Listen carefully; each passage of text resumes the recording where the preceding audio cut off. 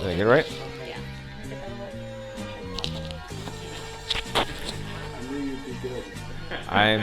I always, and he can witness. I'm the disclaimer. I'm not a politician. I'm a horrible politician, and I promise to always be a horrible politician. I'm here with Alex Villanueva. It looks like you're going to be LA County's next sheriff.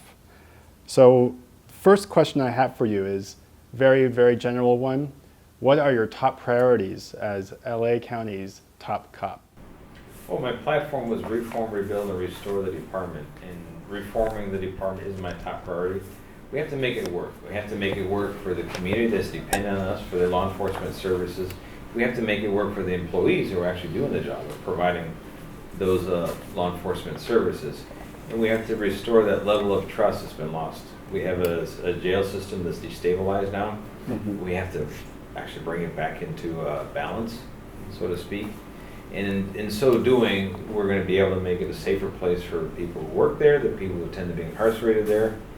And overall, it's going to lead to a product that people can appreciate and say, okay, now I have faith in the department that does their job. And in relation to that, you criticized McDonald for promoting what you described as Paul Tanaka's foot soldiers. And two names that were bandied around in the media recently were James Tetreault, who was promoted to captain of the Norrock Station, and Roosevelt Johnson, who was promoted as commander at the Custody Services Division. Do you think they deserved their promotions? Well, in the manner which they were promoted based on their background that has been available publicly, they would not qualify under my administration for a promotion because they obviously would be subject to being placed on the Brady list, for example. And I have people that are actually doing the job without getting into trouble and doing it competently every single rank. Those are the people that I'm interested in promoting to those ranks of higher responsibility.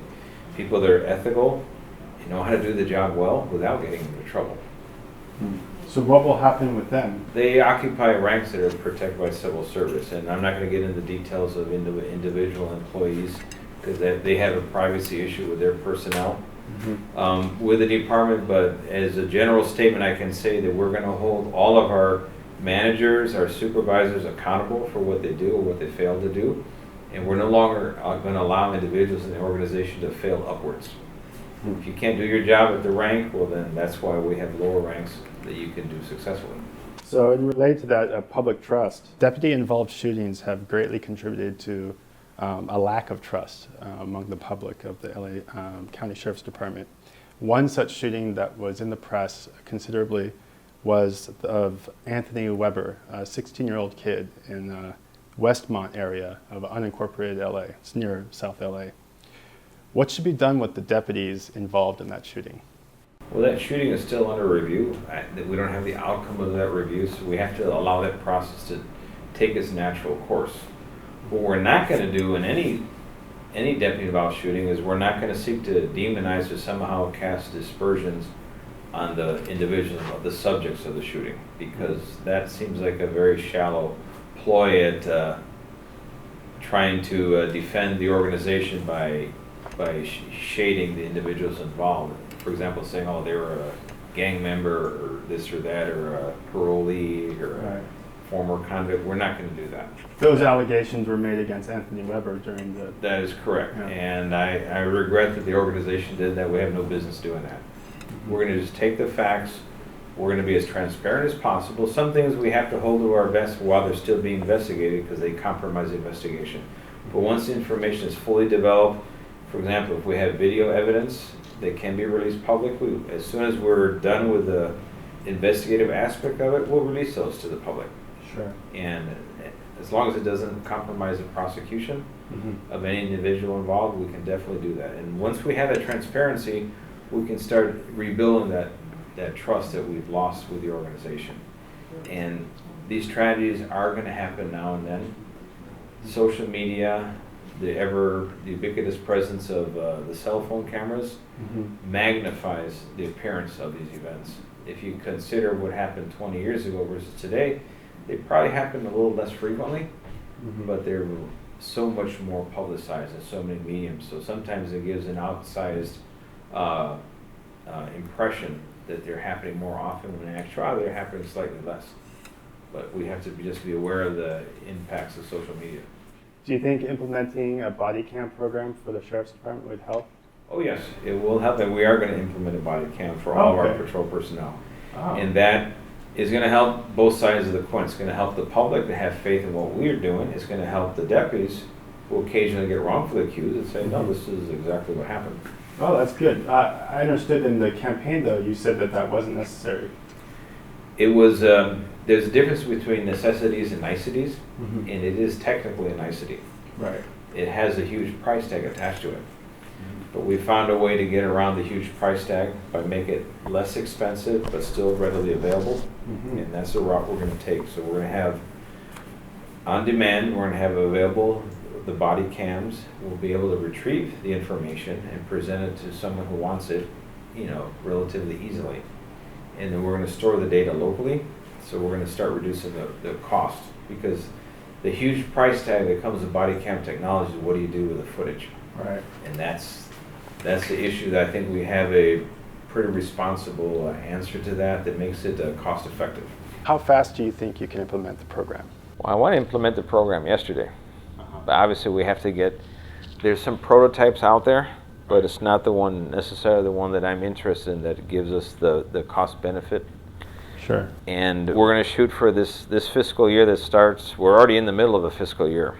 Right. And hopefully by January I want to have those prototypes up and running in all the patrol stations, and then the one that's going to win, we want to have that fully funded and implemented by the summer of this 2019.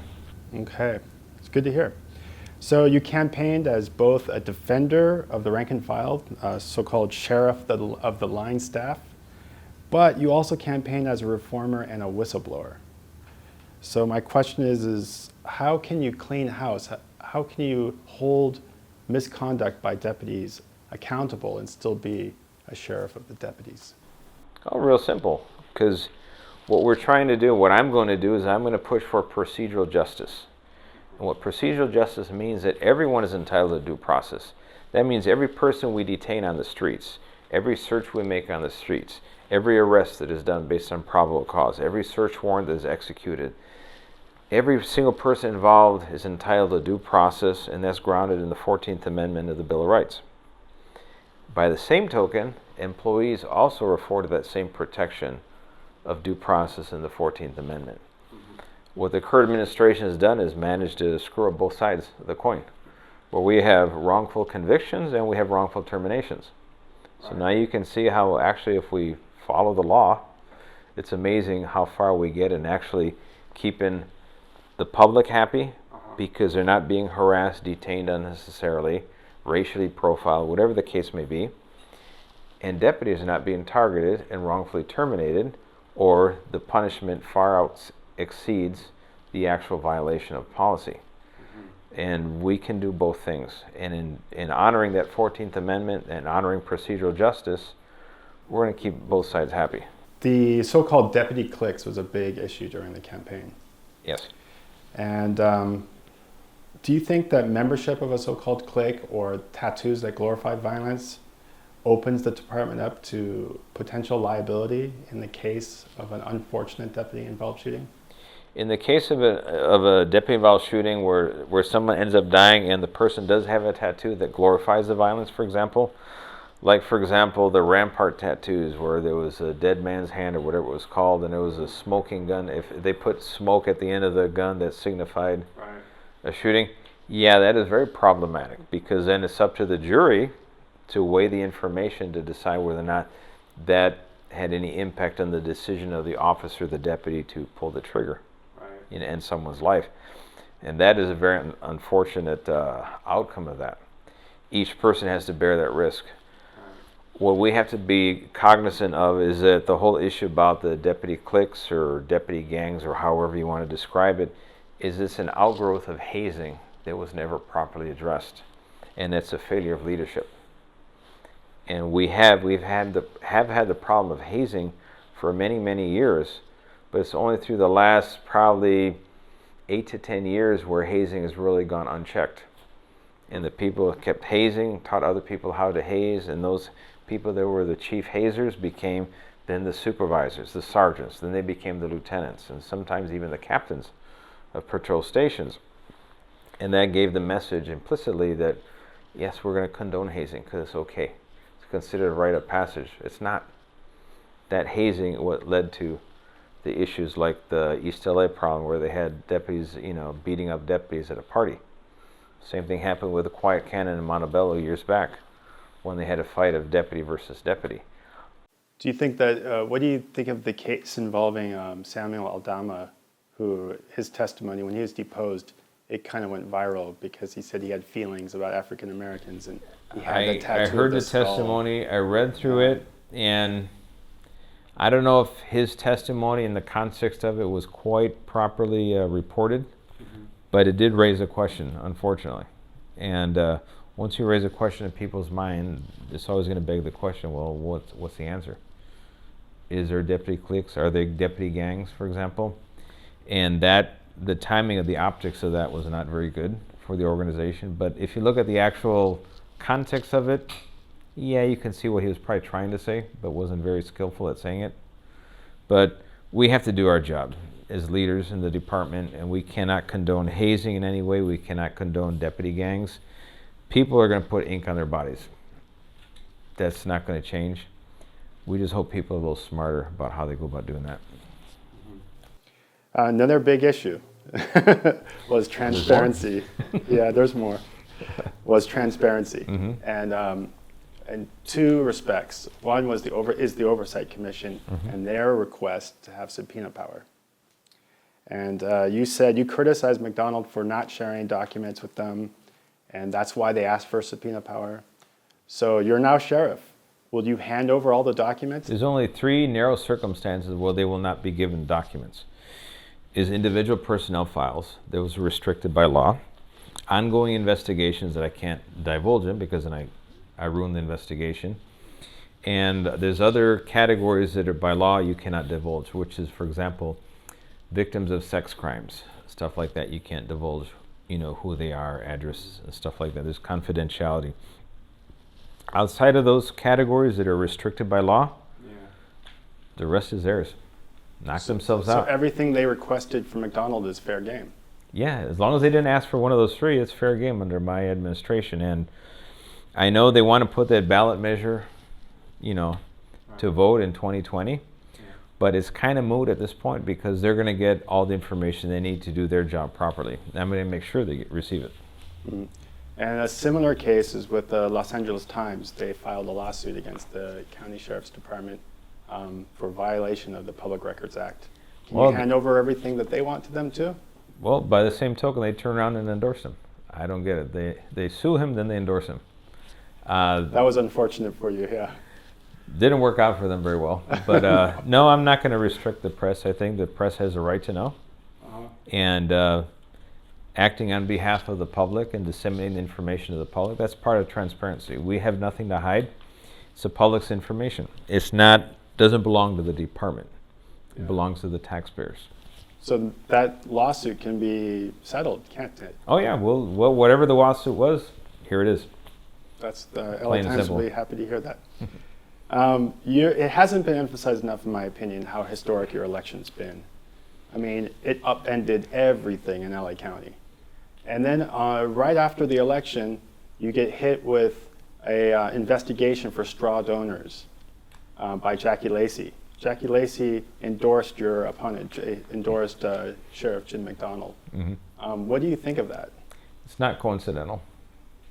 When you challenge and you defeat the political establishment, they're going to still lash out in any way they can. So it's the nature of the beast. Has anyone from the prosecutor's office contacted you? Not me, no. Do you think she should recuse herself from the investigation? She should have never initiated that investigation, nor her office. If there was an issue, that should have been forwarded to the Attorney General's office, the FPPC, for example. They'd be more appropriate, but she's just not an unbiased person. And now you have to work with the County Board of Supervisors. Yes. Almost all of them endorsed your opponent. Your budget comes from them. how can you make amends, or how can you bridge the gap, the misunderstanding between you and the Board of Soups? Well, I don't think there's a misunderstanding. They knew exactly what I was about from the very beginning, and they circled the wagons around the incumbent. That's nothing unusual for them. Mm-hmm. But, and I don't need to, they don't have to forgive me. I'm going to be the one that's going to overlook the fact that they endorsed the wrong candidate. And I'll be the one I'm going to just say that, the elections are over. I'm the sheriff. Now we're going to move on, and I hope everyone comes to the table to advance the public's interest, regardless of whatever somebody supported during the election. That's past history. Yeah. What's important now is now we got to work for the public. Yeah, homelessness it's a really big issue here in Los Angeles. Varying estimates, 57,000. There was a USC study that suggested that it could be as high as 100,000 homeless people in Los Angeles. Obviously, law enforcement aren't social workers, but every day, sheriffs, deputies, and police officers have to react and have to go to calls involving homelessness. What's the best policy going forward on that? Well, we have some things going in our favor now. We have Triple H money from that measure, that proposition, and now that money is piling up to the tune of it's over $500 million. But we only spent like 1% of it. We need some leadership that's been lacking. And my approach is I'm going to afford the leadership that I can from my perspective. And we want to have a policy or programs in play that focuses on being compassionate when it's necessary, have some common sense in what we're doing, and a little bit of tough love where we can, because we have to expect some things. We have a huge mentally ill population that is homeless, and that is the toughest nut to crack. Then you have people that are straight just issues of drug addiction. They're not mentally ill, but they're under the effect of drugs and that crowd. Then you have a third crowd that they're economic refugees of one form or another. Mm-hmm. They're fleeing other states in the nation, and we're the attractive, end game for them. Mm-hmm. We have to find a way to get people to not view LA as a place to come. All these people that come to Hollywood to be discovered, most don't get discovered. A lot of them end up homeless. Mm-hmm. So some of these sources of homelessness, we have to find ways to cut them off so we don't add to the problem. We need to repurpose local structures within the downtown corridor where possible to see if we can use them as temporary shelters for the homeless. A lot of the mental health institutions that fell apart after the Reagan years, we need to bring them back. Some of those people were the long-term chronic homeless. They were properly provided for in those facilities. They still have the same issues. They're greatly disabled, and just because we put them on the street doesn't mean their mental health issue disappeared. Mm-hmm. So we have so much work to do. I'm looking forward to working with the Board of Supervisors, the Mayor of LA, Eric Garcetti, with the LA City Council, and all of the city councils of all 88 cities within LA County, to have a comprehensive regional approach to the homelessness and recognize it's a national problem, not just a local one. Because someone comes from Kansas over here with no means of supporting themselves, they are homeless, but they originated in another state. Is there something that the Sheriff's Department can do to facilitate the study that was authorized by the LA County Board of Supervisors recently to look into repurposing the LA County General Hospital, USC Medical Center? Oh, I'd love to see that thing repurposed. I mean, that sucker is huge. Yeah. It's one of the largest concrete structures, I think, in the state of California, if not the nation. Yeah. You could probably house 40, 50,000 people there in the blink of an eye. And it's vacant. Like that structure, there are many more. And we have to overcome NIMBYism, not in my backyard. Local objection to these homeless measures is very, very strong, but at the same time, the homeless are in all these local places. So it's kind of, you have to pick your poison. And so we're going to have a very good dialogue with our local residents in all these different communities to find some alternatives to the status quo that are acceptable, that'll lead us to start transitioning people from homeless to some stable environment, a couple of rules involved, and then hopefully to some gainful employment or a steady housing outside of that. Now, in the wake of the the jail inmate abuse scandal and the Citizens Commission on Jail Violence. During the campaign, you suggested that it might be a good idea to arm custody deputies with impact weapons such as metal flashlights. Do you think, that seems a little contradictory to me. Can you explain that? Well, in the past, deputies had flashlights. Yeah. And they had flashlights forever. And it was not an issue of abuse of deputies using the flashlights. Right. What happened is that they scaled back, they eliminated the use of the flashlights. But then what they failed to measure and bring attention to was, if you solely focus on the deputy's use of force against inmates and you ignore the amount of force that inmates use against their fellow inmates, or the amount of force that the violence that inmates use against the staff, both the professional staff, the nursing staff, and the deputies, that's 2/3 of a three-legged stool that you're ignoring at your own peril. And I have very solid evidence that assaults against staff is skyrocketing. So I want to make sure that our employees can defend themselves, but do so without abusing their authority. Do so without resulting in the mess we had back in the glory days of Paul Tanaka. The pendulum swung way too far in one direction. Now people feel they can't even defend themselves without fear of being fired or terminated. Now it's gone too far in the other direction.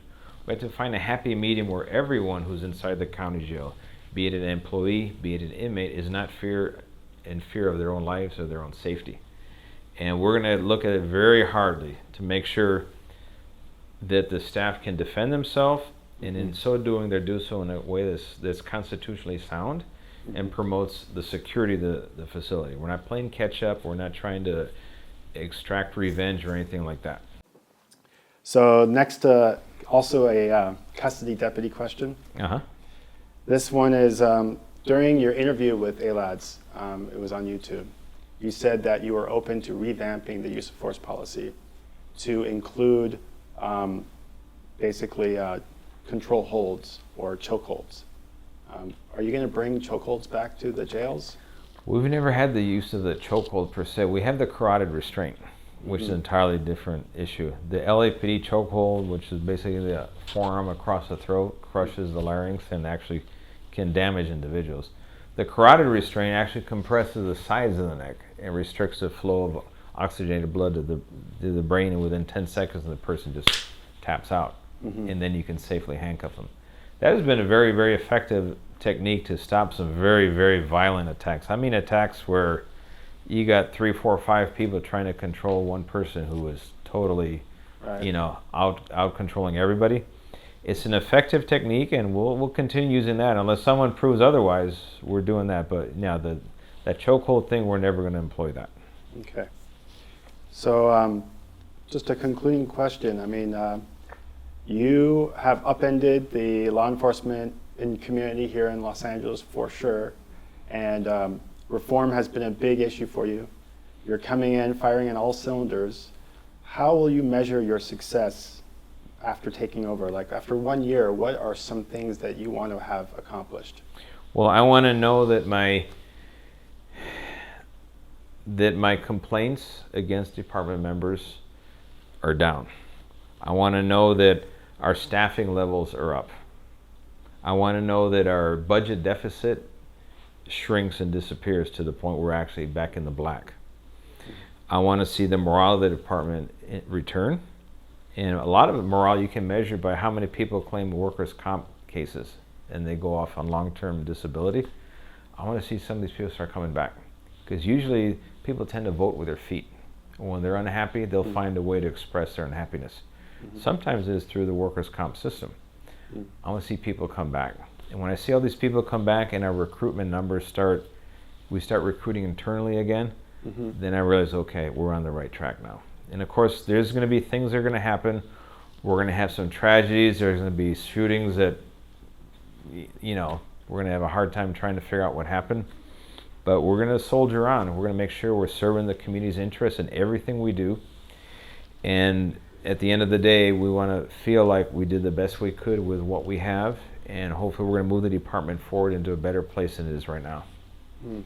You mentioned the Truth and Reconciliation Commission. Yes. I mean, I majored in history in college, and I've only heard the expression used in the context of South Africa or Argentina, where there was a civil war. How would that be implemented here in Los Angeles? Well, we have about 2 decades of corruption, incompetence, and just year after year piled on bad decision after bad decision. And we want to make sure that we make people whole again that we can, that the statute of limitations hasn't expired, but we're interested in wrongful convictions of people who were prosecuted wrongfully and wrongful terminations. On both sides of the coin, we want to make sure we can make people whole again if it's physically possible. If there's mysteries involved, the Maitrius Richardson case is a prime example. We're going to get to the bottom of what happened. We want to give closure to the victims or the next of kin of the victims so they understand what happened, what went wrong. We want to make sure we never travel down that road again. And that way we can improve the confidence the public has in the Sheriff's Department.